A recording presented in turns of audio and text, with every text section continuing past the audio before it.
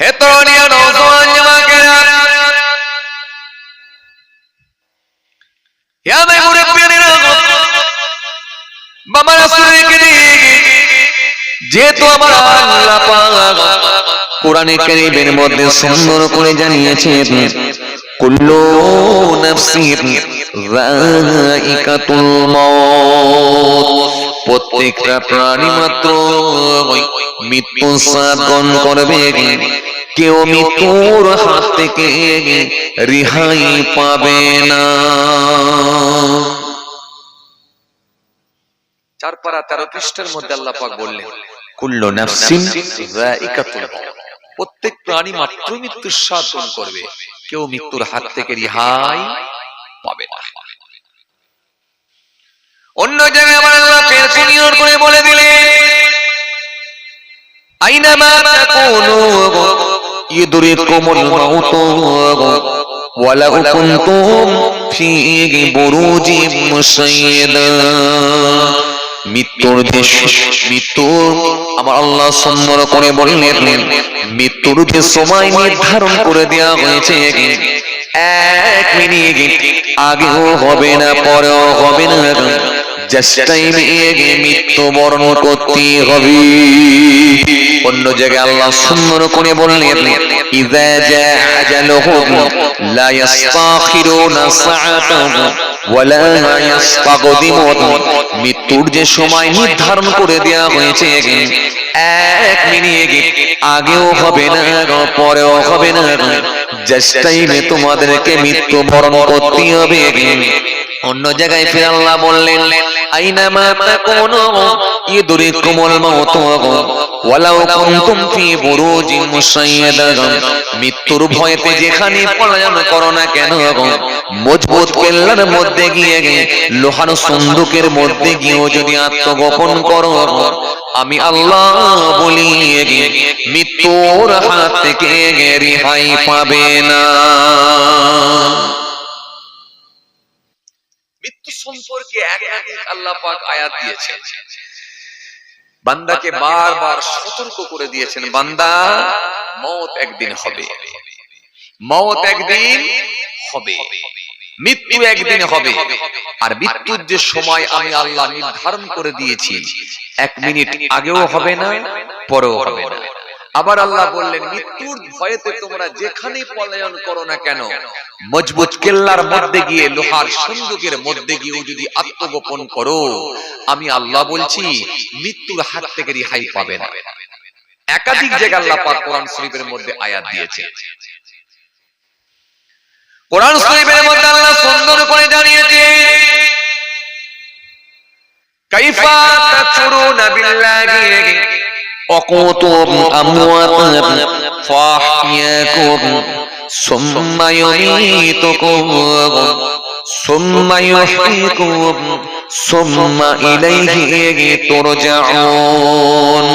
আল্লাহ বলেন, কেমন করে তোমরা আমার সঙ্গে নাশকরি করো, কেমন করে তোমরা আমাকে অস্বীকার করো, তোমরা তো ছিলে মৃত। কাইফা তাকফুরুনা বিল্লাহি ওয়াকুনতুম আমওয়াতান, তোমরা তো ছিলে মৃত, ওয়াকুনতুম আমওয়াতান ফাহিয়াকুম, আমি আল্লাহই তো তোমাদেরকে জিন্দা করেছি। তার মানে আমরা সবাই মৃত ছিলাম, আমরা সবাই মৃত ছিলাম। আপনারা বলবেন, ভাইজান মৃত আবার কেমন করে হলাম? সব টাটকা জ্যান্ত অবস্থায় বসে আছি, আর আপনি বলছেন মৃত হয়ে গেছি। মৃত কেমন করেছিলাম? না না না, আমরা সকলেই কিন্তু মৃত ছিলাম। যদি বলেন কেমন করে, মনে রাখবেন, আমাদেরকে আমার আল্লাহ বানাবার আগে আমাদেরকে আমার আল্লাহ রূহের জগতে রেখেছিলেন। কথা বলে না, আমরা রূহ হিসাবে ছিলাম। আমার আল্লাহ সেদিনে কিন্তু জিজ্ঞাসা করেছিলেন, আলাস্তু বিরব্বিকুম, আমি কি তোমাদের রব নয়? আমি কি তোমাদের মালিক নয়? আমি কি তোমাদের স্রষ্টা নয়? আমি কি তোমাদের সৃষ্টিকর্তা নয়? আমরা সকলেই সমস্বরে উচ্চ আওয়াজে বলেছিলাম, ক্বালু বালা, অবশ্যই আপনি আমাদের রব, আপনি আমাদের সব, আপনি আমাদের মালিক, আপনি আমাদের স্রষ্টা, আপনি আমাদের সৃষ্টিকর্তা। আমার আল্লাহ সেই সময় বললেন, তাই যদি হয়ে থাকে তাহলে মনে রাখো আমি আল্লাহ এই পৃথিবীর জমিনে তোমাদেরকে প্রেরণ করব, এই পৃথিবীর জমিনে তোমাদেরকে প্রেরণ করব, সেখানে কিন্তু আমাকে যেন তোমরা ভুলে যেও না। তাই আমার আল্লাহ দয়া করে অল্প দিনের জিন্দেগি আমাদেরকে পৃথিবীর জমিনে প্রেরণ করেছেন, পাঠিয়েছেন। এই জন্য আমাদেরকে প্রথমে কিন্তু রূহের জগৎ আল্লাহ রেখেছিলেন। এখন বর্তমানে আমরা পৃথিবীর জমিনে আছি, এরপরে কবরের জগৎ, তারপরে হাসরের জগৎ। তার মানে এখনো আমাদেরকে দুটো দেখতে হবে, দুটো জায়গায় যেতে হবে, কবর তারপরে হাসর। আর আমাদের পূর্বপুরুষ যারা সব কবরে চলে গেছে, তারা আর একটা সেটা হচ্ছে হাসরের দিনের জন্য অপেক্ষায় আছে। কথা কিছু বুঝতে পারছেন? তার মানে আমাদের এখনো দুটো দেখতে হবে, আর তারা আর একটা দেখবে। আর যারা এখনো আসেনি তারা রূহের জগতেও আছে, এখনো ফের তিনটে দেখবে, দুনিয়া, কবর, হাসর। সুতরাং এই জন্য আল্লাহ পাক রব্বুল আলামিন বললেন, তোমরা সব ছিলে মৃত। অকুতুম আমওয়াতান ফাহিয়াকুম,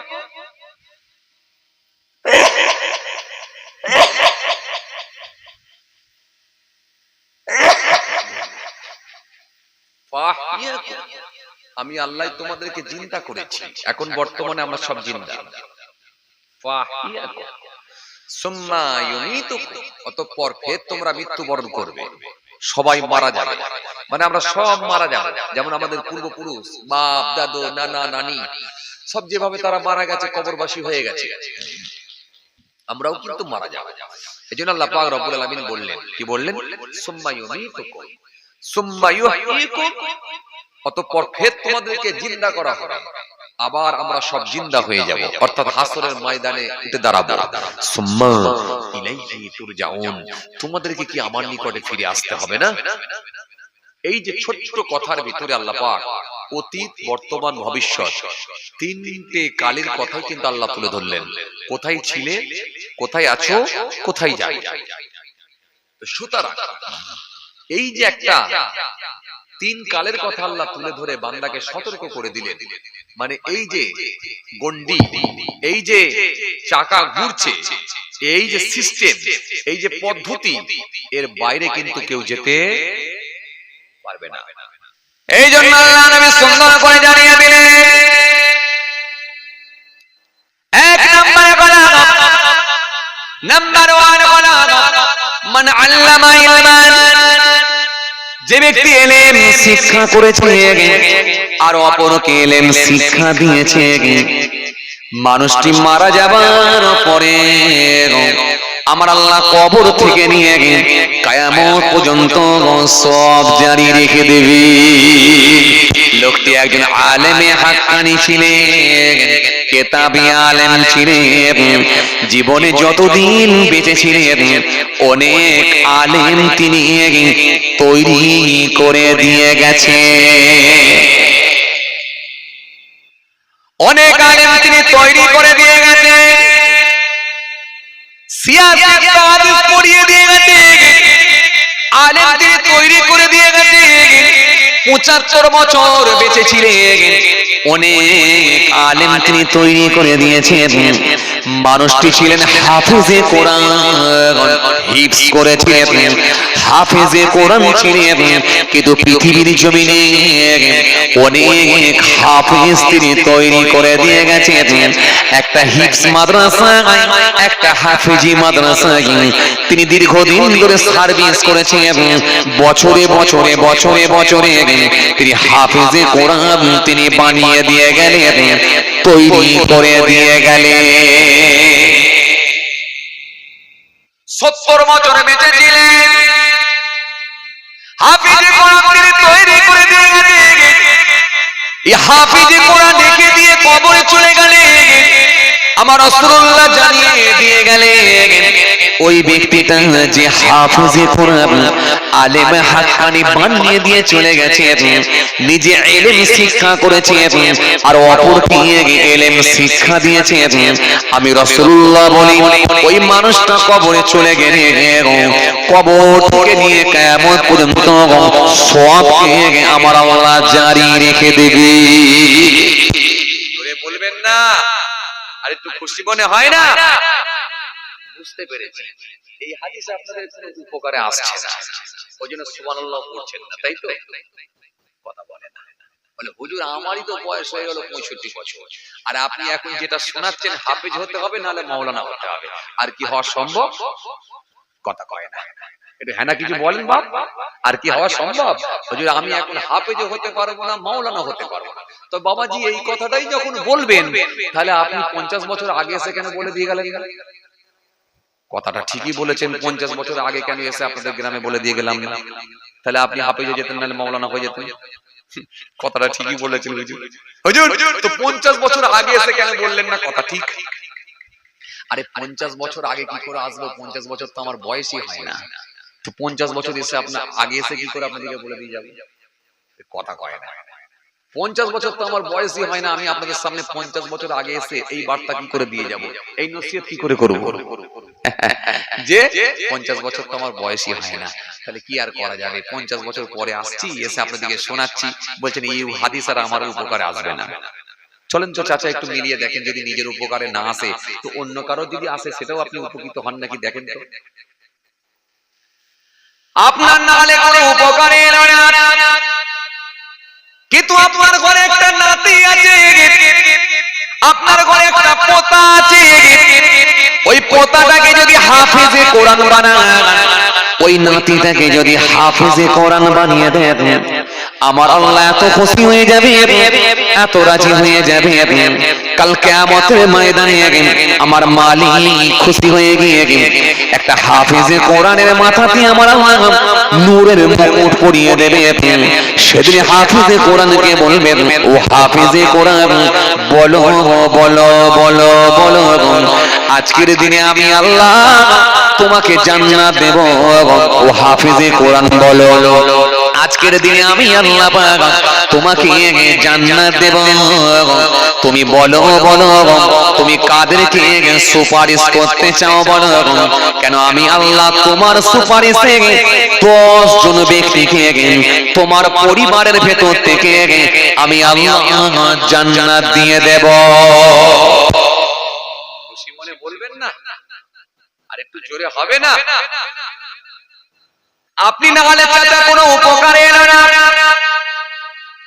কিন্তু আপনার পোতাটা যদি হাফেজি কোরআন হয়, যে পোতাকে আপনি মাদ্রাসায় ভর্তি করে দিয়ে এসেছিলেন, যে পোতাকে মাসে মাসে খাবার পৌঁছে দিতেন মাদ্রাসায়, যে পোতার জন্য পকেটে করে টাকা নিয়ে সেখানে ওস্তাদের কাছে দিয়ে আসতেন মাদ্রাসায়, আপনি এবারে বলেন তো দেখি, সেই পোতা যদি জান্নাতে যায়, সেদিনে কি ওই পোতাটা তার বাপকে যদি জান্নাতে নিয়ে যাবার সুপারিশ করেন, তার মাকে যদি জান্নাতে নিয়ে যাবার সুপারিশ করেন, ভাইকে যদি জান্নাতে নিয়ে যাবার সুপারিশ করেন, বোনকে নিয়ে যদি জান্নাতে যাবার সুপারিশ করেন, মামাকে নিয়ে যদি জান্নাতে যাবার সুপারিশ করেন, খালুকে নিয়ে যদি জান্নাতে যাবার সুপারিশ করেন, সেদিনে আপনার মতো দাদুকে কি বাদ দিয়ে দেবে বলে মনে হয় আপনার পোতা?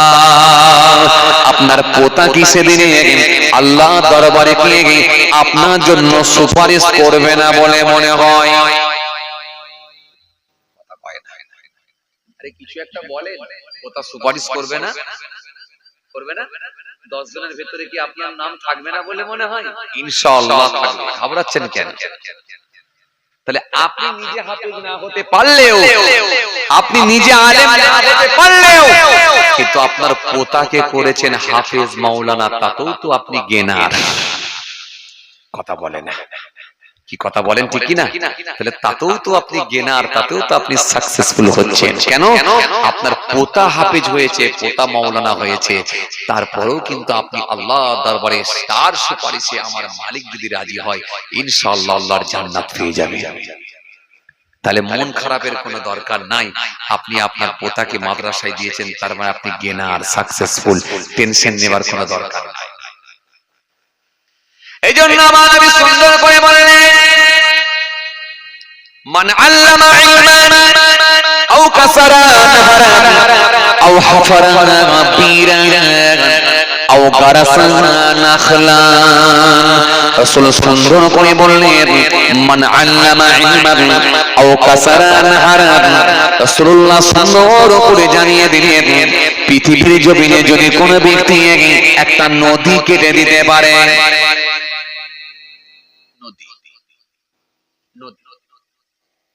আপনারা কি নদী কাটতে পারবেন বলে মনে হয়?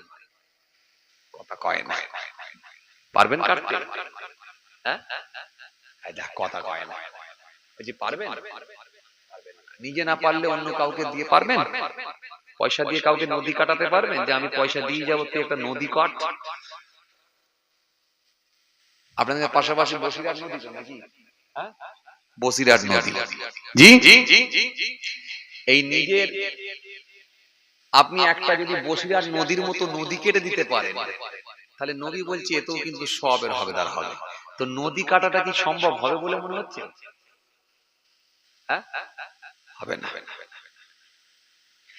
নদী যদি না কাটতে পারেন টেনশন নাই। দেখেন তো এর ভেতর থেকে কোনটা নেওয়া যায়। যদি একটা এর ভেতর থেকে নিয়ে নিতে পারেন, নিশ্চিত ভাবে আপনি উপকৃত হবেন। কেন মনে রাখবেন, মানুষ যখন মারা যায় তার ভালো দিকটাও বন্ধ হয়ে যায় আর মন্দের দিকটাও বন্ধ হয়ে যায়। একটা লোক যেমন নামাজ পড়তে পারে না, একটা লোক যেমন নামাজ পড়তে পারে না, রোজা রাখতে পারে না, হজ করতে পারে না, যাকাত দিতে পারে না, তাসবিহ পড়তে পারে না, দান করতে পারে না, যেহেতু সে এখন মারা গেছে। মারা গেলে পারবে দান করতে? কথা কয় না। দান করতে পারবে? আরে যে মরেছে সে দান করতে পারবে? পারবে না। যে মরে গেছে সে হজ করতে পারবে? সে নামাজ পড়তে পারবে? পারবে না। তাহলে ভালো দিকটাও বন্ধ হয়ে যায়, সে পারে না। অনুরূপভাবে মন্দের দিকটাও বন্ধ হয়ে যায়, খারাপ দিকটাও বন্ধ হয়ে যায়। ওই ব্যক্তিটা সিনেমা দেখতে যেতে পারবে না, লটারির টিকিট আর কাটতে পারবে না, মহিলা সমিতির হেড নিজের বউটাকে আর করে দিতে পারবে না, সুদ খেতে পারবে না, আমানতের খেয়ানত করতে পারবে না, গরিবের মাল আত্মসাৎ করে নিতে পারবে না, মন্দের দিকটাও বন্ধ হয়ে যায়। মানে ভালো দিকটাও বন্ধ, খারাপ দিকটাও বন্ধ। তার মানে দুটো দিকই বন্ধ হয়ে যায়। ভালো দিকটাও যেমন পারে না, খারাপ দিকটাও পারে না। এই জন্য নবী বলছেন এগুলো সব বন্ধ হয়ে যায়, খালি সাতটায় জারিয়ার 7টা কাজ আছে আল্লাহ খুলে রেখে রেখেছে, যেগুলো মৃত্যুর পরেও করে গেলে কবরে পড়ে পড়ে রানিং কিন্তু সব আল্লাহ জারি রেখে দেবে। যদি বলবেন না কত উপকারে আসবে বলেন দেখিনি, যদি একটা করতে পারে। তার ভেতরে আমি আপনাদের সামনে দুটো বললাম, মান আল্লামা ইলমান আও কাসারা নাহরা। ওটাকে একটা হাফেজ বানিয়ে দেন, আলেম বানিয়ে দেন, নিশ্চিত ভাবে আপনার উপকারে আসবে। জি, এটা না পারলে নবী দ্বিতীয় নম্বরে বললেন, যদি কেউ নদী কেটে দেয়, নদী কাটা যদি সম্ভব না হয়, কারণ পাশেই বসিরহাট বিরাট নদী আছে, তার মানে আপনাদের এখানে নদীর প্রয়োজনও নেই। নদীর প্রয়োজন আছে? কথা বলে না। নদীর প্রয়োজনও নেই, আর নদী কাটা সম্ভবও না। সম্ভব আও কাসারা নাহরা আও হাফারা বীরান আও গারাসা নাখলান আও হাফারা বীরান আও গারাসা নাখলান। রাসূলুল্লাহ সুন্দর করে জানিয়েছেন, আও গারাসা নাখলান আও হাফারা বীরান। আল্লাহ নবী সুন্দর করে বললেন, যদি কোনো ব্যক্তি এটা না পারে, আমি রাসূলুল্লাহ বলি যদি একটা কূপ খনন করে দেয়, কুয়া খনন করে দেয়, কুয়া যদি একটা খনন করে দিতে পারে, কবরে পড়ে পড়ে কিয়ামত পর্যন্ত সওয়াব জারি থাকবে। একটা কূপ খনন করেছে, পানির ব্যবস্থা করে দিয়েছে।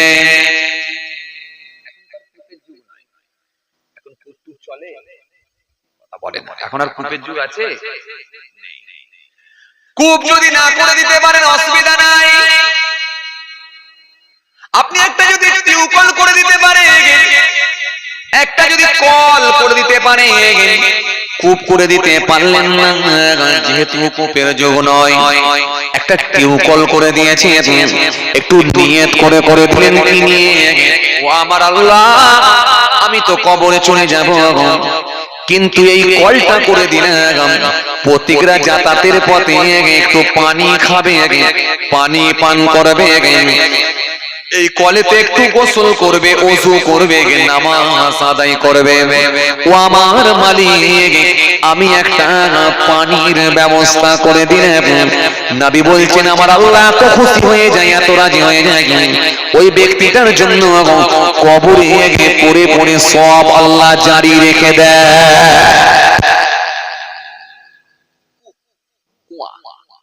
পানির ব্যবস্থা যদি করে দিতে পারেন, এতেও ওই ব্যক্তিটা জ্ঞানার হবে। এটা কিন্তু মনে হয় করা সম্ভব। নদীটা হয়তো পারবেন না ঠিকই, কিন্তু একটা কল করে দিতে পারবে ইচ্ছা করলে। যদি কেউ মনে করে পারবে না, যদি কেউ মনে করে পারবে না, এটা কিন্তু পারবে। একটা কল কিন্তু করে দিতে পারবে, বললে হবে না যে আমি কল করতে পারবো না, এটা বললে হবে না, নিশ্চয়ই পারবে। একটা কল কিন্তু সে করে দিতে পারবে, যদি সে মনে করে যে একটা কল করে দেবো, একটা কল করে দিতে পারবে। বাবাজি আমার ভাইরা, এতে কিন্তু সমস্যা হবে না, যদি সে একটা করে দিতে পারে।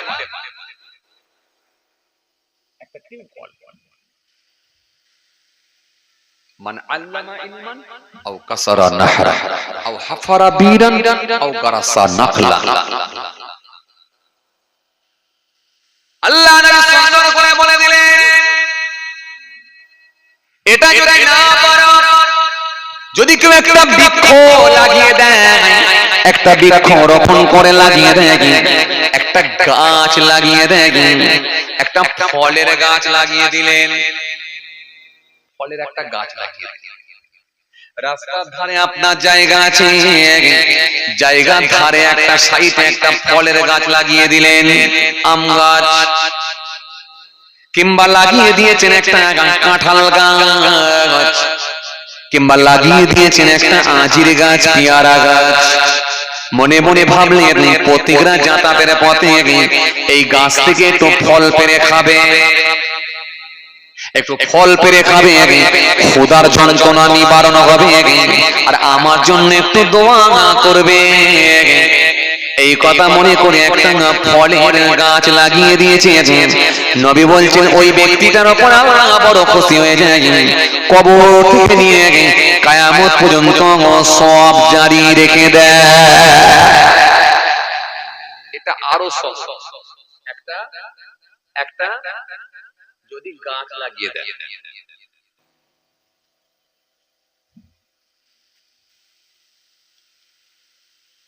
1450 সাল থেকে নিয়ে 1445 সাল থেকে নিয়ে 1450 সাল পর্যন্ত 5 বছর যিনি দিল্লির মাসনাদে, দিল্লির সিংহাসনে যিনি বাদশাহী চালিয়েছিলেন, যার নাম হলো শের শাহ বাদশাহ। নাম হয়তো আপনারা শুনেছেন। যার নাম হলো ফরিদ উদ্দিন খান। যৌবন বয়সে যিনি একটা নিজে খালি হাতেতেই একটা বাঘকে তিনি মেরে ফেলেছিলেন, বাঘকে হত্যা করে ফেলেছিলেন খালি হাতে। ওরে সর্বনাশ, বুঝতে পারছেন তো? বুঝতে পারছেন কিছু?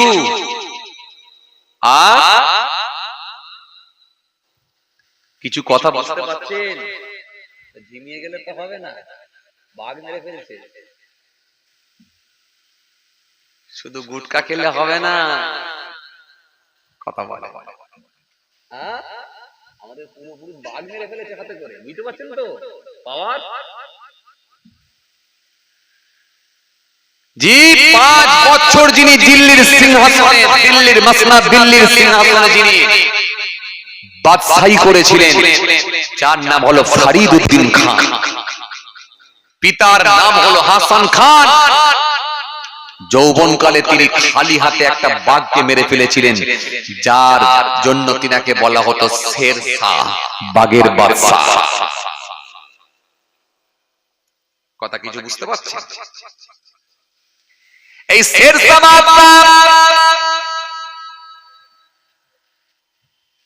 বড় ধার্মিক মানুষ ছিলেন, বড় আল্লাহওয়ালা ব্যক্তি ছিলেন। তিনি একদিন খালি আয়নার সামনে মুখটা দেখলেন, ও আমার মালিক, আপনি আমাকে রাজত্ব দান করলেন, কিন্তু মাগরিবের সময়, মাগরিব হলো যেমন দিনের শেষ সময়, আমাকে রাজত্বটাও দান করলেন মাগরিবের সময়। অর্থাৎ আমার দাড়িগুলো সাদা হয়ে গেছে, চুলগুলো সাদা হয়ে গেছে, আমার দাঁতগুলো ভেঙে গেছে। আল্লাহ আমাকে রাজত্ব দিলেন মাগরিবের সময়, দিনের শেষ সময়। মাগরিব যেমন দিনের শেষ সময়, আপনি আমাকে রাজত্ব দান করলেন বৃদ্ধ বয়সে।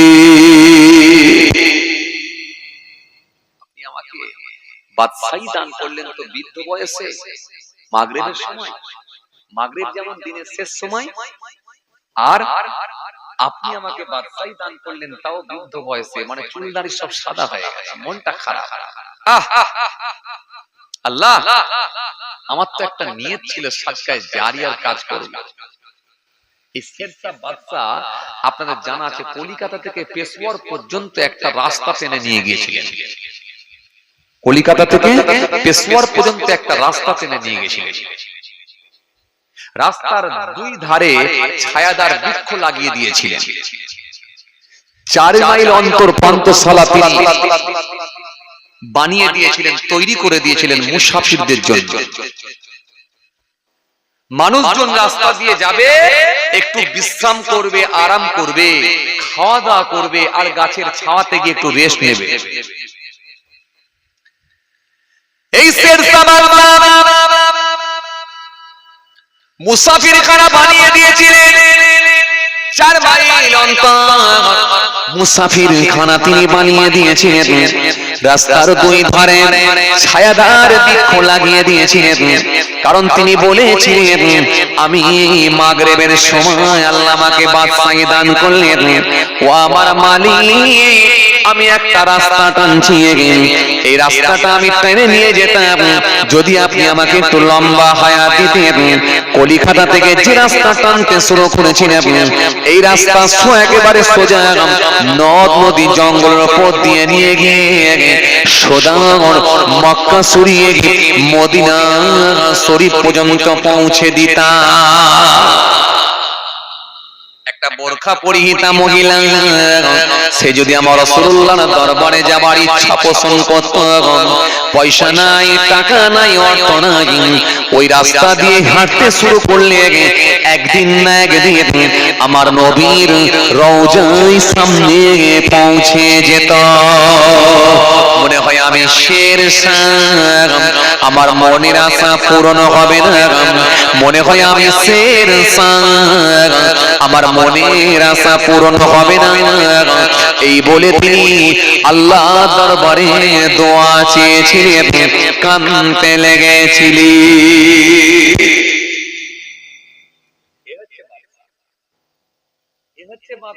রাস্তা টানতে শুরু করেছেন, মানুষজন রাস্তা দিয়ে হেঁটে হেঁটে যাবে। 4 মাইল অন্তর জি মুসাফিরখানা বানিয়ে দিয়েছেন, খানা খাওয়ার ব্যবস্থা করে দিয়েছেন, ছায়াদার বৃক্ষ দুই সাইডে লাগিয়ে দিয়েছেন। এই যে বলছিলাম না বৃক্ষ, গাছ নিয়ে বলছিলাম না, গাছ বৃক্ষ এই বলছিলাম না, এই বৃক্ষর কথা বলতে গিয়ে আমার মনে পড়লো বলে একটু টেনে নিয়ে এলাম। এটা হলো সাদকায়ে জারিয়ার কাজ। জি বৃক্ষ লাগিয়ে দিয়েছেন, গাছ লাগিয়ে দিয়েছেন। আহারে, যে গাছ লাগিয়ে দিয়েছেন, পথিকরা যাতায়াতের পথে একটু বিশ্রাম করবে, আরাম করবে।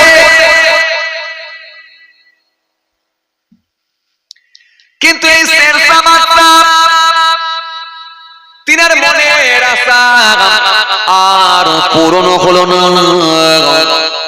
কালিগঞ্জ দুর্গ জয় করে যুদ্ধ থেকে ফিরে এসে আসরের নামাজ পড়ছিলেন খোলা ময়দানেতে। যখন তিনি আসরের নামাজ পড়তে দাঁড়িয়েছেন, দুশ্মনের দল বারুদের গোলা এমন ভাবে নিক্ষেপ করেছিল, হযরতে শেরশাহ বাদশাহ নামাজ পড়া অবস্থাতেই তিনি শহীদ মওত বরণ করেছিলেন। আল্লাহ ডাকে সাড়া দিয়ে চলে গেলেন মদিনা শরীফ পর্যন্ত, আর রাস্তা টানা হলো না। কিন্তু এত বড় একজন বাদশাহ, তার স্বপ্ন ছিল সাদকায়ে জারিয়ার কিছু কাজ করব, ভালো কাজ রেখে দিয়ে যাব।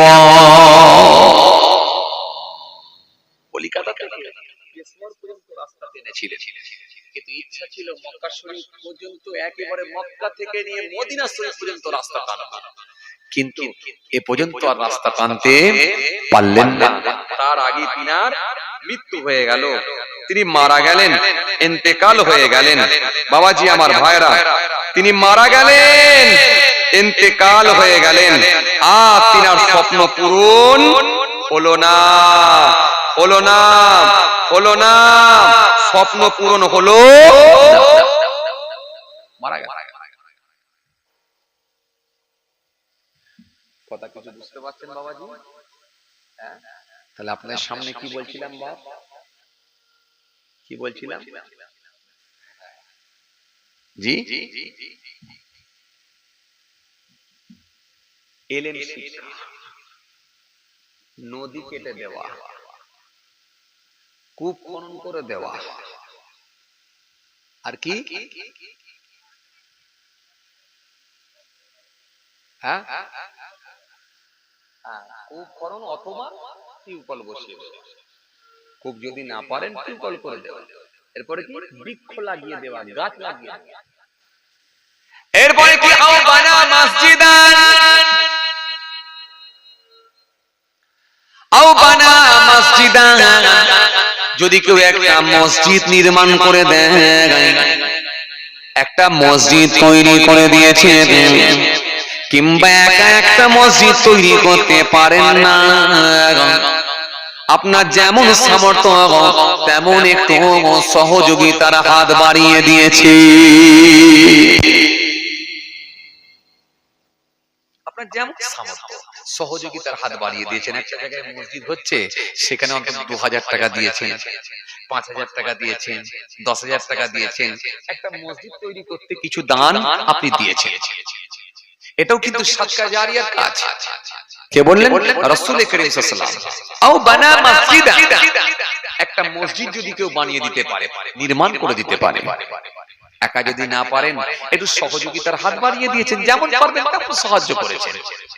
অথবা একটা মসজিদ হচ্ছে, টাকা পয়সা দিতে পারেননি, একটু গায়াগতরও খেটে দিয়েছেন। কেমন? দুদিন গিয়ে পরিশ্রম করেছেন। কেমন? একটু সিমেন্ট মাটিটাকে নিয়ে কড়াই করে নিয়ে মিস্ত্রির কাজ পর্যন্ত পৌঁছে দিয়েছেন। ভিত খোলা হচ্ছে, আপনি বললেন দুটো ভিত আমি খুলে দেবো, একটু গায়াগতরে খেটে কোদাল শাবল নিয়ে ভিত খুলে দিয়েছিলেন। একটু মেহনত করেছেন, পরিশ্রম করেছেন। জি, আল্লাহ নবী বলছেন, আমার আল্লাহ বড় খুশি হয়ে যায়, বড় রাজি হয়ে যায়, বড় সন্তুষ্ট হয়ে যায়। সাদকায়ে জারিয়ার কাজ।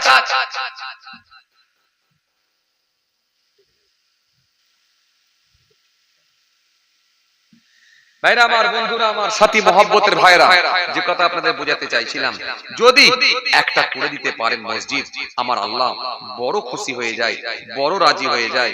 বাবাজি আমার ভাইরা, যে কথা আপনাদের বলতে চাইছিলাম, যদি একটা করে দিতে পারেন, এতে আমার আল্লাহ বড় সন্তুষ্ট হয়ে যায়, বড় রাজি হয়ে যায়, আমার আল্লাহ বড় খুশি হয়ে যায় যদি একটা করে দিতে পারে। এরপরে কি? আও বানা মসজিদান আও ওয়ারাসা মাসহাফান আও তারাকা ওয়ালাদান ইস্তাগফিরুল্লাহু বাউদা। জি, রাসূলুল্লাহ সাল্লাল্লাহু আলাইহি ওয়াসাল্লাম আরো জানালেন, আল্লাহ নবী সাল্লাল্লাহু আলাইহি ওয়াসাল্লাম সুন্দর করে তিনি জানিয়ে দিলেন, কি বললেন? আয়ামাস সাবিরা, তোমরা কাজ করো। জি, আয়ামাস সাবিরা, তোমরা এই কাজগুলো যদি করে যেতে পারো, আয়ামার উম্মতেরা, তোমরা যদি এই কাজগুলো করে যেতে পারো, আমার আল্লাহ বড় খুশি হয়ে যায়, বড় রাজি হয়ে যায়, বড় খুশি হয়ে যায়, বড় সন্তুষ্ট হয়ে যায় যদি একটা রেখে যেতে পারো এই কাজ। এরপরে রেখে যাওয়া যদি কিছু কিতাব যদি আপনি দান করে দিতে পারেন, যদি কিছু কিতাব আপনি সাদকা করে দেন, দান করে দেন। আলমারিতে কিছু কিতাব ছিল, অনেক আলেমরা মারা যায়, ইন্তেকাল হয়ে যায়, হয় না? কথা বলে না, অনেক হয় না, কিতাবী আলেমরা হয়ে যায়। ওই কিতাবগুলোকে দেখবেন আলমারিতে না রেখে অনেকে দিয়ে দেয়, মাদ্রাসায় দিয়ে দেয়, লাইব্রেরিতে দিয়ে দেয়। কেন? পড়াশোনা করবে। কথা বুঝে আসছে? আমার নবী কত সুন্দর সুন্দর কথা শিখিয়েছেন। জি, এজন্য মৃত্যুর পরে এই কাজগুলো কিন্তু যদি করে যেতে পারেন, নিশ্চিতভাবে আপনি উপকৃত হবেন, উপকার হবে। যদি একটা অন্তত করে যেতে পারেন, নিয়ত রাখেন একটা অন্তত করব, ইনশাআল্লাহ নিশ্চিতভাবে আপনার উপকারে আসবে, কাজে লাগবে। এরপরে কি বাবাজি আমার মায়েরা, দেখ সন্তান যদি রেখে যেতে পারে, যে সন্তানটা বাপের মৃত্যুর পর, মায়ের মৃত্যুর পর উপকারে আসবে। বাপ কবরে, মা কবরে, কিন্তু একটা নেক সন্তান রেখে দিয়ে গেছে। ওই নেক সন্তানটা মা বাপের মৃত্যুর পরে চোখের পানি ছেড়ে আল্লাহ দরবারে কেঁদে কেঁদে কেঁদে কেঁদে বলে, মালিক আমার বাপকে মাফ করে দাও, মালিক আমার মাকে মাফ করে দাও, মালিক আমার ভাইকে মাফ করে দাও, মালিক তুমি ক্ষমা করে দাও। যদি এরকম একটা সন্তানকে যদি রেখে যেতে পারে, নিশ্চিত ভাবে ওই সন্তানটাকে রেখে যেতে পারলে আপনি উপকৃত হবে। যে সন্তান মৃত্যুর পরে বাবা মায়ের জন্য আল্লাহ দরবারে কেঁদে কেঁদে দোয়া চাইবে,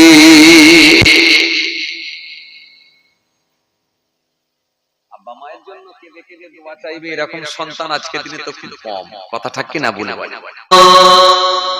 সরোটায়া তো মুঝকো खुदा मिल गया, आसियों का बड़ा मर्तबा मिल गया, हसर में दामने मुस्तफा मिल गया। अल्लाहुम्मा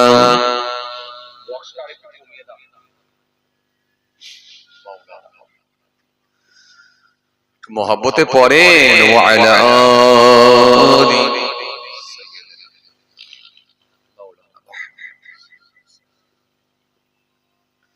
যখন জন্ম তুমি নিয়েছিলে কবে, তুমি মাত্র কেঁদেছিলে, হেসেছিল সবে,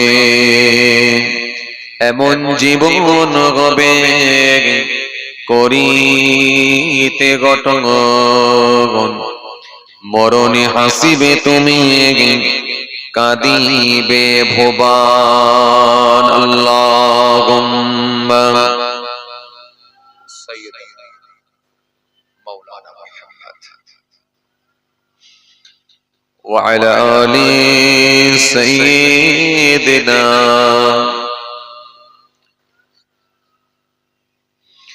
মোহাব্বতের সঙ্গে দোনো শরীফ আল্লাহুম্মা সাল্লি আলা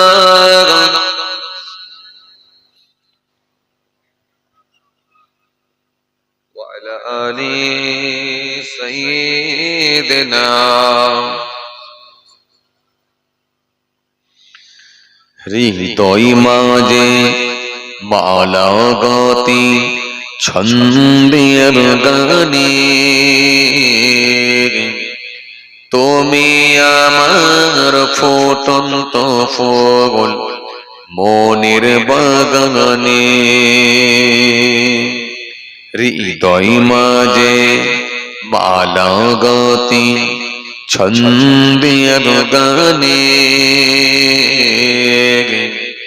তুমি আমার ফুটন্ত ফুল মনির বাগানে আল্লাহুম্মা সাইয়্যিদিনা ওয়া আলা আলি সাইয়্যিদিনা।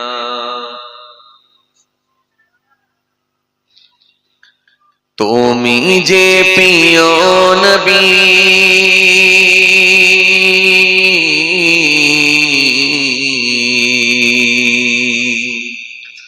তুমি যে প্রিয় নবী তুমি যে ধ্যানের ছবি তোমায় নিয়ে ভাবি আমি প্রতিটি ক্ষণে হৃদয় মাঝে মালাগতি ছন্দের গানে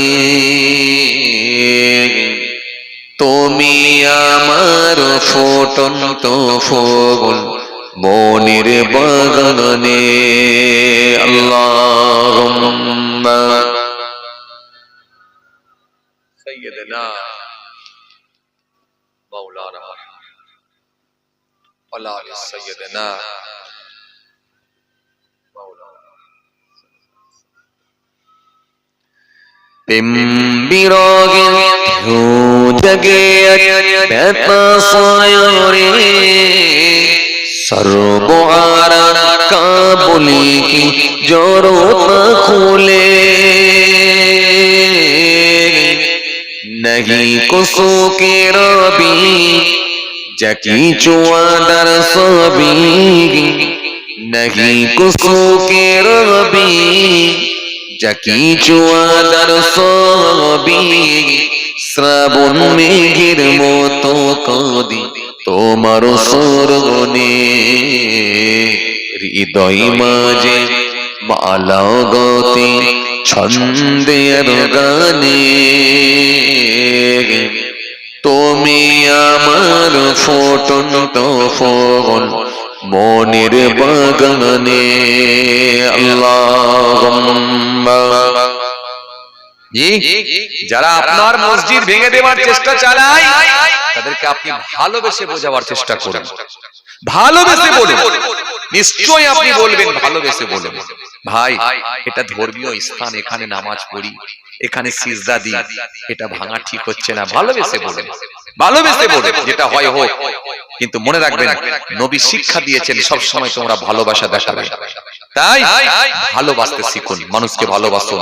কারণ আমরা এই ভারতবর্ষের জমিনে আজও সেই সম্প্রীতি বেঁচে আছে, আজও সেই কি বলে, আজও সেই ভালোবাসা বেঁচে আছে, আজও সেই মেলবন্ধন আছে। যেখানে রামের বাস সেখানে রহিমের বাস, যেখানে জয়দেবের বাস সেখানে জয়নালের বাস, যেখানে মধুর বাস সেখানে সত্তারের বাস।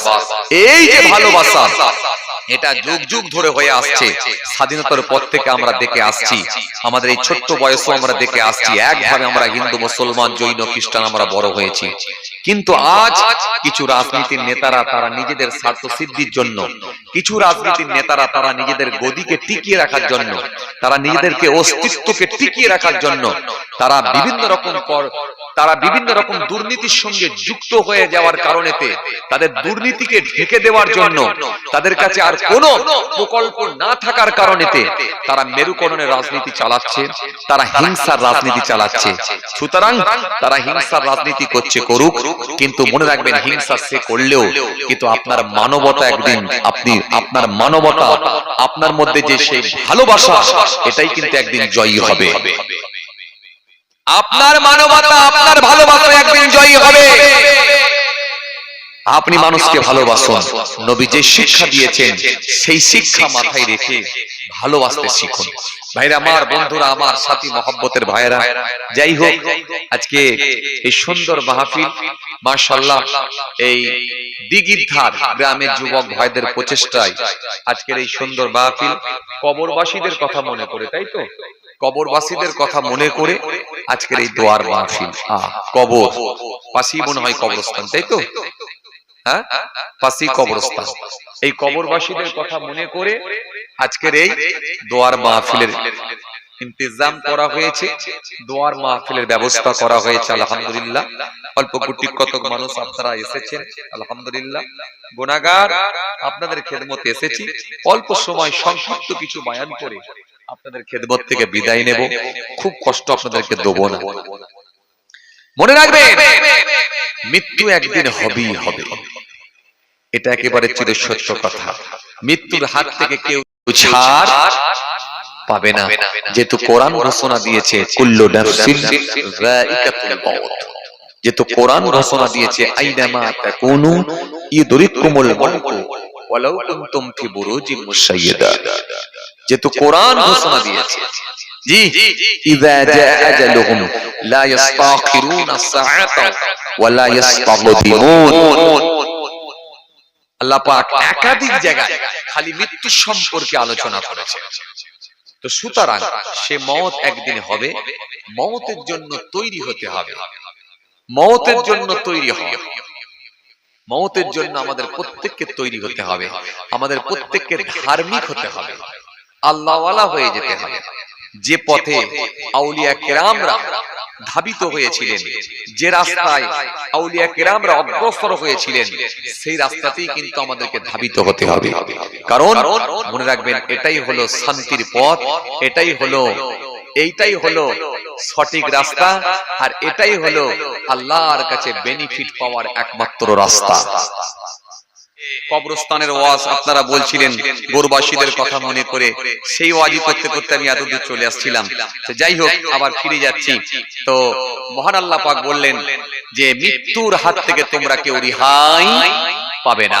এই জন্য এটা আমরা নিশ্চিত ভাবে বিশ্বাস করেছি, মৃত্যুর হাত থেকে কেউ রেহাই পাবে না, আগে আর পরে, সময়ের অপেক্ষায়। কথা ঠিক কিনা ভুল বলেন? সময়ের অপেক্ষা, মওত একদিন হবেই, আগে আর পরে। কেউ মৃত্যুর হাত থেকে রেহাই পায় না, ছাড় পায় না, পাবে না, পাবে না, কেউ ছাড় পায় না, পাবে না। মওত একদিন হবেই হবে, খালি সময়ের অপেক্ষা।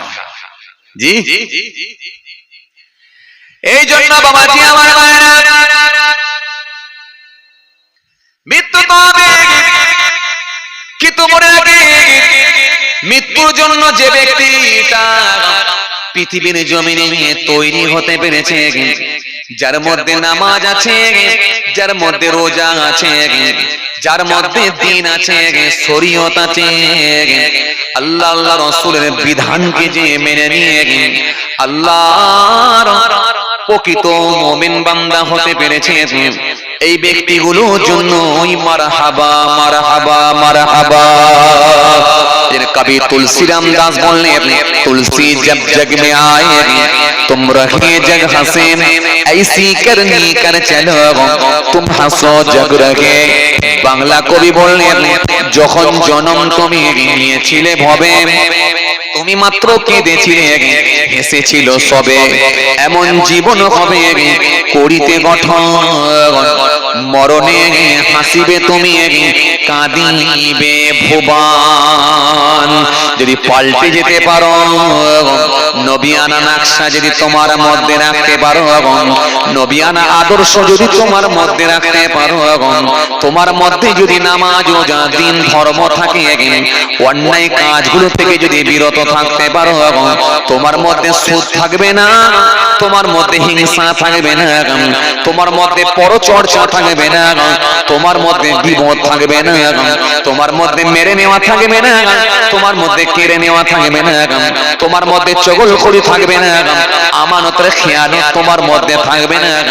এক কথায় যদি তুমি অন্যায় মুক্ত হতে পারো, নিশ্চিত ভাবে আল্লাহর প্রিয় বান্দা হতে পারবে।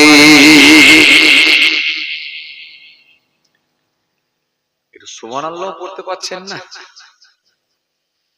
রোজা রেখেছিলেন নাকি দিনের বেলা? আজ রোজা ছিলেন নাকি আপনারা? কথা বলেন নাকি না? সুবহানাল্লাহ অনেক পড়া আছে, আগে আগে কিছু একটা বলেন। স্টকে আছে সুবহানাল্লাহ জমা? যদি অনেক জমা থাকে আলাদা কথা, আর নাহলে দিনের বেলা যদি রোজা করে থাকেন তাহলে আলাদা কথা। চাচা হাসছে। চাচা কি বলছেন? রোজার মাস চলছে নাকি? চাচা হাসছে যে ভাইরে একটু সুবহানাল্লাহ আলহামদুলিল্লাহ আল্লাহু আকবার এই আল্লাহর নামে তাসবিহ গুলো পড়বে, পড়লে নিশ্চিত ভাবে আমার আল্লাহ আপনাকে সওয়াবের হকদার করবে, নিশ্চিত ভাবে আমার আল্লাহ বড় খুশি হয়ে যাবে। জি, কারণ এই মাহফিলের গুরুত্ব অনেক আছে। নাই বলছে মাজলিস সফিকি খায়রুন মিন ইবাদাতিস 60 সানাত। 8 বছর নফল ইবাদত করার থেকেও একটা দ্বীনি মাহফিল, দ্বীনি মাজলিস হলো আল্লাহর কাছে উত্তম, আল্লাহর কাছে প্রিয়, আল্লাহর কাছে উত্তম। কথা বুঝতে পারছেন? 60 বছর নফল ইবাদত করার থেকেও একটা দ্বীনি মাহফিল হলো আল্লাহর কাছে উত্তম, আল্লাহর কাছে প্রিয়। তাহলে মাহফিলের গুরুত্ব কত বুঝতে পারছেন? আমরা বুঝি না বলে তাই এখানে এসে কেউ ঘরে চিন্তা করি, কেউ দোকানে চিন্তা করি, কেউ কারবারে চিন্তা করি, কেউ রাজ্য নিয়ে চিন্তা করি, কেউ দেশ নিয়ে চিন্তা করি, কেউ বউ ছেলে পুলে নিয়ে চিন্তা করি, কেউ ফ্যামিলি নিয়ে চিন্তা করি, কেউ আবার দিনের বেলা অত্যাধিক খাটাখাটনি করে আছে বলে এখানে এসে একটু ঘুমিয়ে পড়ি। আমরা বুঝি না বলে। এই মাহফিলের কদর যে কত যদি আমরা বুঝতাম তাহলে এরকম ভাবে অবহেলা করতে পারতাম না। সাহাবায়ে কেরামেরা বসে বসে যখন ওয়াজ শুনতেন, বয়ান শুনতেন, এত মনোযোগ দিয়ে শুনতেন যে উড়ন্ত পাখিগুলো গায়ে এসে, মাথায় এসে, পিঠে এসে ইচ্ছা মতো বসতো, আবার উড়ে চলে যেত। বুঝতে পারতো না যে এটা কোনো মানুষ বা কোনো প্রাণী। তারা ভাবতো মনে হয় কোনো স্ট্যাচু হবে, কোনো পিলার হবে, কোনো খুঁটি হবে। এই পিলারের উপরে বসেছি, এসে বসছে আবার উড়ে যাচ্ছে।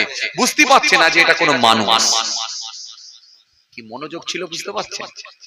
জি ভাইরা আমার, বন্ধুরা আমার, সাথী মহব্বতের ভাইরা, পীরের আওলাদকে ভালোবেসে নিয়ে এসেছেন। আপনাদের এলাকায় মাঝে মাঝেই আসি, আলহামদুলিল্লাহ। পীরের আওলাদ হিসাবে এসেছি। ছোট হুজুর কেবলার নাতি, ফুরফুরা শরীফ, পীরনগর হুজুর পীর কেবলার পৌত্র, পীরনগরী হুজুর কেবলার পৌত্র, ছেলের ছেলে, পোতা পৌত্র, এদিকে নাতি, আপনাদের ছেলে, আপনাদের ভাই। কিছু সময় আলোচনা করলাম। ভাইরা আমার, বন্ধুরা আমার, সাথী মহব্বতের ভাইরা, অল্প সময় সংক্ষিপ্ত কিছু আলোচনা করছি। ভাইরা আমার, বাবাজি আমার, তো যে কথা আপনাদের বোঝাতে চাইছিলাম, জি যে কথা আপনাদের বলতে চাইছিলাম, আল্লাহওয়ালা মানুষ যারা হয়ে গেছেন তাদের সঙ্গে কানেক্ট, সম্পর্ক, ট্রানজাকশন স্বয়ং আল্লাহ নিজের হয়ে গেছে। আল্লাহ বলেছেন তুমি যদি আমার হয়ে যাও, আমি আল্লাহ কথা দিচ্ছি তোমার হয়ে যাব, তোমার হয়ে যাব। ফাজকুরুনি আযকুরকুম। বান্দা আমাকে স্মরণ কর, ডাক, আমি আল্লাহ কথা দিচ্ছি তোদেরকে স্মরণ করব। ওয়াস্তাঈনু বিস-সাবরি ওয়াস-সালাহ, মানে তোমরা ধৈর্য, সবর ও সালাহ, নামাজের মাধ্যমে আমার দরবারে দোয়া করো। আমি আল্লাহ কথা দিচ্ছি তোমার দরখাস্ত, তোমার দোয়াকে আমি আল্লাহ কবুল করে নেব। কথা বুঝে আসছে বাবাজি আমার ভাইরা? আসেন, ভুল বুঝবেন না, রাগ করবেন না। তো কি বোঝাতে চাইছিলাম? মরতে আমাদের হবে। মরণের জন্য তৈরি যারা হতে পেরেছে ওই ব্যক্তিটাই গেনার, ওই ব্যক্তিটাই সাকসেসফুল। আসুন শেষে আপনাদের সামনে একটা হাদিস দিয়ে যাচ্ছি, পারলে এই হাদিসটা একটু আমল করার চেষ্টা করবেন। রাসূলুল্লাহ জানিয়ে দিলেন, সুন্দর করে বললেন, আল্লাহর নবী কি বললেন? সাবউন তাজরিলিল আবদি বা'দা মাউতিহি ওয়া হুয়া ফি কবরিহি, মান আল্লামা ইলমান আও কাসারা নাহরান আও হাফারা বীরান আও গারাসা নাখলান আও বানা মসজিদান আও ওয়ারাসা মাসহাফান আও তারাকা ওয়ালাদান ইস্তাগফিরু লাহু বা'দা মাউতিহি। আল্লাহ নবী সাল্লাল্লাহু আলাইহি ওয়াসাল্লাম বললেন, 7টা এমন ভালো কাজ আছে পৃথিবীর জমিনে যদি কোনো ব্যক্তি করে যেতে পারে, আমার আল্লাহ বড় খুশি হয়ে যায়। খুশি হয়ে গিয়ে তার কবর থেকে নিয়ে কিয়ামত পর্যন্ত সওয়াবকে আল্লাহ জারি রেখে দেয়। যদি বলেন না সুবহানাল্লাহ, একটু খুশি মনে হয় না? এই যে গোরস্থানের ওয়াজ তো, ওইজন্য একটা হাদিস দিয়ে যাচ্ছি, আপনাদের একটু কাজে লাগাবার চেষ্টা করবেন। এই হাদিসটা যদি কাজে লাগাতে পারেন আপনাদের উপকারে আসবে ইনশাআল্লাহ। কথা ঠিক কি না? আর এরম সন্তান যদি আপনাকে রেখে যেতে হয় তাহলে ধর্মীয় শিক্ষা দিতে হবে। ধর্মীয় শিক্ষা যদি না দিতে পারেন তাহলে কিন্তু এই সন্তান আপনার মৃত্যুর পরে কোনো উপকারে কথা কয় না, কোনো উপকারে আসবে না, কোনো উপকারে আসবে না। আপনি মারা যাবেন কিন্তু আপনার সন্তান কোনো উপকারে আসবে না। এমনও ছেলে আছে রে ভাই, ডাক্তার ইঞ্জিনিয়ার বানিয়েছেন, জি ডাক্তার ইঞ্জিনিয়ার বানিয়েছেন, যে সেই ছেলে বাপের কোনো উপকারে এলো না।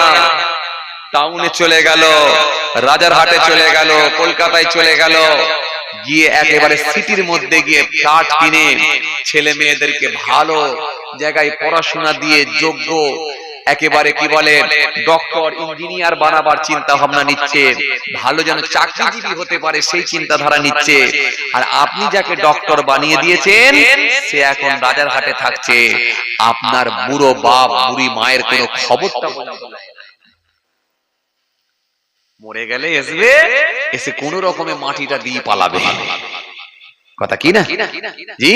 আমার মনে পড়ে গেল, আহারে জি, এক ডক্টর বাবুর কথা আমার মনে পড়ে গেল। আমার আব্বাজান হুজুর কেবলাকে খুব ভালোবাসতেন, উনি থাকতেন আমেরিকায়। আমার আব্বাজান হুজুর কেবলাকে বড় ভালোবাসতেন। আপনারা জানেন পীরনগর হুজুর কেবলার বড় সাহেবজাদা ছোট হুজুর কেবলার জামাতা জনাব হযরত পীর আল্লামা আব্দুল আজিম সাহেব হুজুর ফাদাজিল্লাহুল আলী। আপনারা জানেন হুজুর কেবলাকে এই এলাকায় প্রচুর প্রোগ্রামও করেছেন। বয়স হয়ে গেছে এখন, সুগার রোগী, হার্টের পেশেন্ট, অনেক রোগ দেরি নিয়ে ঘুরে বেড়াচ্ছেন। দোয়া রাখবেন আপনারা। তো হুজুর কেবলা মুখে শোনা আমার আব্বাজান হুজুর কেবলা বলতেন, জি বলেছেন আমাকে, আমি হুজুর কেবলার মুখে শুনেছি। হুজুর কেবলা বলেন, বাবা আমি একটা জানাজার নামাজ পড়াতে গেছিলাম।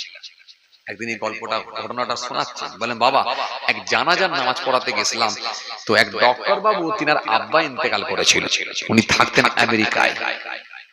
কথা বুঝতে পারছেন জি? তো ডক্টর বাবু ওনার আব্বাজান ইন্তেকাল করেছিল, জানাজার নামাজ পড়াতে গিয়েছিলাম। ডক্টর বাবু এসেছেন, এসে দেখলেন আমার আব্বা একেবারে মৃত্যুর সময় যখন ঘনিয়ে এসেছে, তখন মাথার গোড়ায় বসে বসে মাদ্রাসার স্টুডেন্ট, মাদ্রাসার ছাত্ররা সব কোরআন শরীফ পড়ছে, তেলাওয়াত করছে। তখন একেবারে মৃত্যুর কোলে ঢলে পড়েছে, তখনও মারা যায়নি, মৃত্যুর কোলে পৌঁছে গেছে। কোরআন তেলাওয়াত হচ্ছে, বাড়িতে সব কোরআন শরীফ হচ্ছে, কোরআন পড়া হচ্ছে। জি, ডক্টর বাবু তিনি বড় আক্ষেপ করে বলছেন, আমি তো কোনো উপকারে আসতে পারলাম না। আস্তে আস্তে দেখা গেল আব্বা ইন্তেকাল হয়ে গেল। ইন্তেকাল হয়ে যাওয়ার পরে জানাজার নামাজ হলো, তাও একটা হুজুরকে নিয়ে এসে, হুজুর কেবলাকে নিয়ে এসে জানাজার নামাজটা পড়ালেন। জানাজা হয়ে গেল, মাটিও দেয়া হয়ে গেল, মাটিও দেয়া হয়ে গেল। হয়ে যাবার পরে যেটা সিস্টেম, 7 দিনে 3 দিনে আর সে 41-এ এরকম একটা খানা খাওয়াবার বা এরকম কালমা শরীফে তাসবিহ পড়ার ব্যাপার থাকে তো নাকি রে? কথা হয়তো না হয়নি। অনেকে আবার এটাকে নিয়ে বলে 41-এ কেন করবে? আরে 41 বলে কোনো নির্ধারিত ডেট নেই, আপনি যদি অন্য ডেটেও করেন কত অসুবিধা কিছু নেই। তবে বেজোরটা করি এই কারণে, আল্লাহ বেজোর, তাই আমরা বেজোরটাকে একটু পছন্দ করে করে থাকি। যদি কেউ মনে করে আমি 41-এ না করে 42-এ করবো, তাও করতে পারে, অসুবিধা কিছু নেই। কিন্তু কিছু মানুষ এটাকে নিয়ে বিরাট নিয়ে বিতর্ক, ঝগড়া, অশান্তি, এমনি মুসলমানের দেওয়ালে পিঠ থেকে গেছে, আর সামান্য বিষয়গুলোকে নিয়ে ঝগড়া অশান্তি বাড়িয়ে দেয়। সব রেশানি করবেন, দোয়া খায়ের করবেন, নিশ্চিতভাবে এতে সওয়াবের হকদার হবে। হাদিসে এসেছে রাসূল সাল্লাল্লাহু আলাইহি ওয়াসাল্লামকে জিজ্ঞাসা করা হয়েছিল, ইন্না নাতাসাদদাকু লিমাউতিনা হাল ইয়াসিলু ইলাইহিম? ক্বালা ইয়াসিলু ইলাইহিম ওয়া ইয়াফরাউনা কামা তাফরাউনা বিল হাদায়া।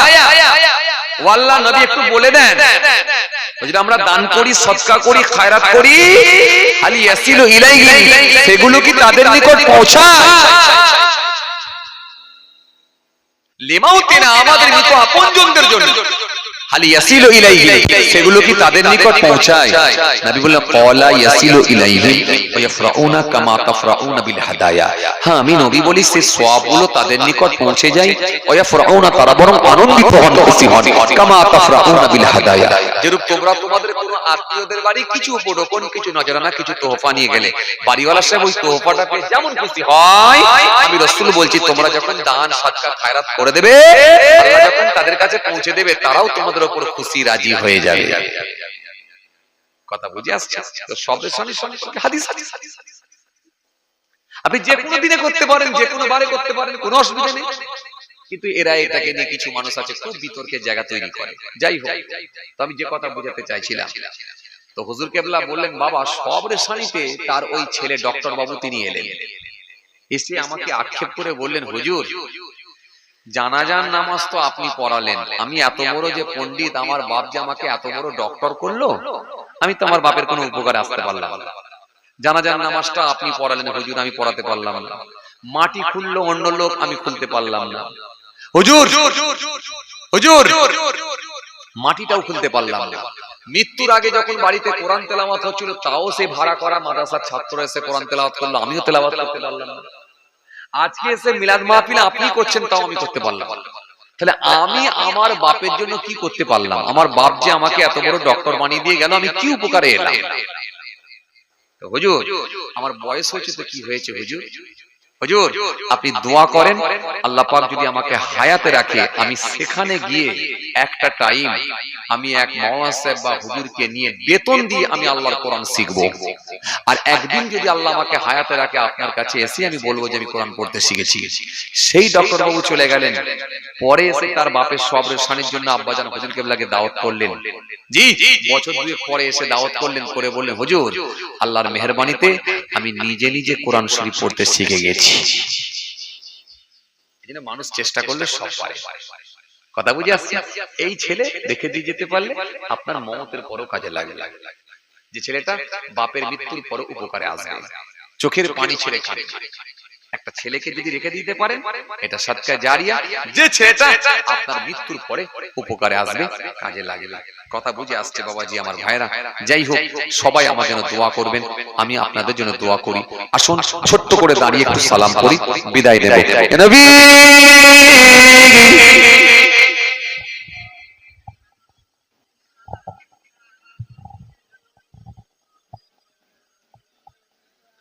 ইয়া হাবিব সালাম আলাইকা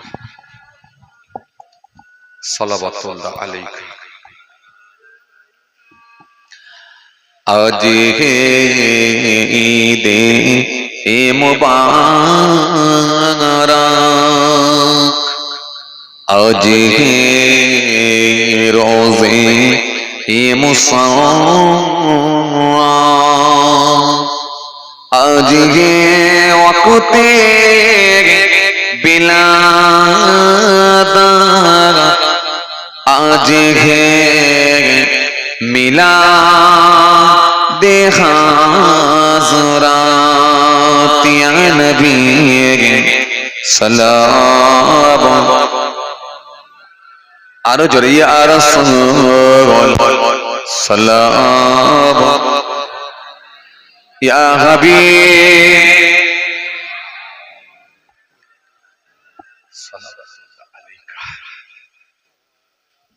ইয়া নবী সালাম লো আমান,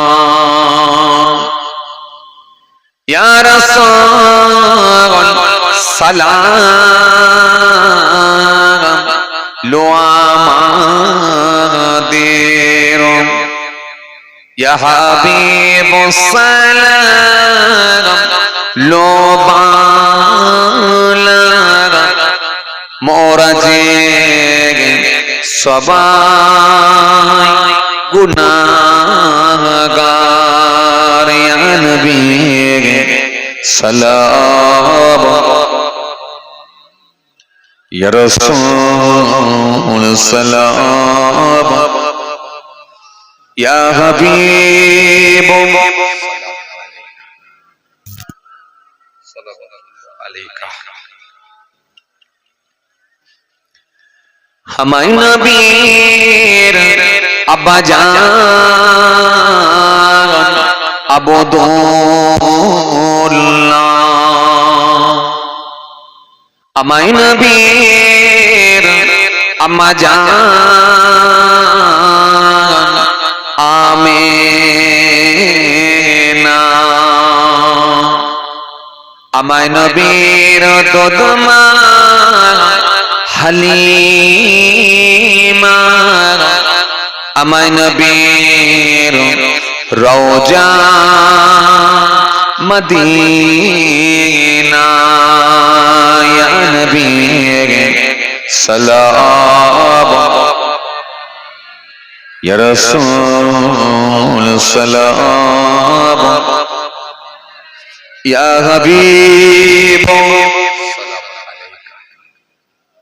সালাওয়াতুল্লাহ আলাইকা। সকলে বসেন ইয়া রাব্বি।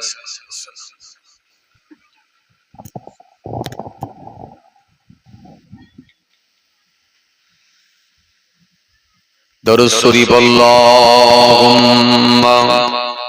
সাল্লি আলা